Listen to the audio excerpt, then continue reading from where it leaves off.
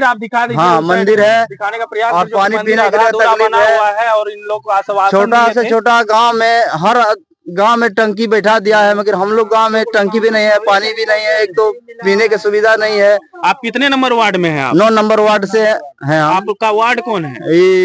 रंजन हो रहा रंजन उरांव। और जल नल योजना जो कि वो सब कोई सुविधा नहीं है, कोई सुनवाई नहीं है। आप बोलते हैं तो हाँ का बोलता है सबके में देंगे इसी तरह में सब मतलब आपको दिखा दे चापाकल का जो कि जर्जर स्थिति आपको दिखा देते हैं, जो कि नहीं चलता है। दिखा सकते हैं खटारा का खटारा हो चुका है।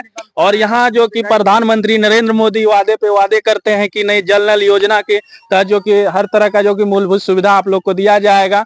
और कुछ कहिएगा, और क्या क्या दिक्कत है? बोलो बोलिए भैया, आप ही बताइए क्या दिक्कत है। और दिक्कत तो है यही कि हम लोग का कोई सुविधा नहीं मिला, इसीलिए देखिए जहाँ पे ही जाते हैं सब सुविधा है, पानी पीने का या वगैरह वगैरह, इंदिरा आवास